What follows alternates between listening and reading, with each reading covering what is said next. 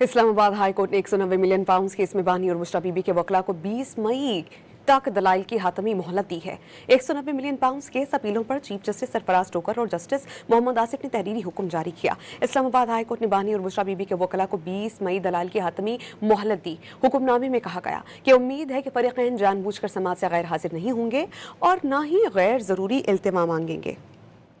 اسلام آباد high court نے 190 million pounds case میں بانی اور بشرا بی بی کے وکلاء کو 20 مئی تک دلائل کی حتمی مہلت دی ہے۔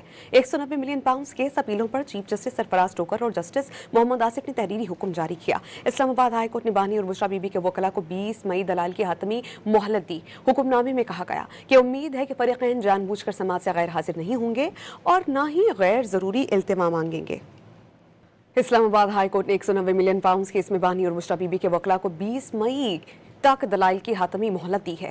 190 ملین پاؤنڈز کیس اپیلوں پر چیف جسٹس سرفراز ٹوکر اور جسٹس محمد آصف نے تحریری حکم جاری کیا۔ اسلام آباد ہائی کورٹ نے بانی اور بشرا بی بی کے وکلاء کو 20 مئی دلائل کی حتمی مہلت دی۔ حکم نامے میں کہا گیا کہ امید ہے کہ فریقین جان بوجھ کر سماعت سے غیر حاضر نہیں ہوں گے اور نہ ہی غیر ضروری التمام مانگیں گے۔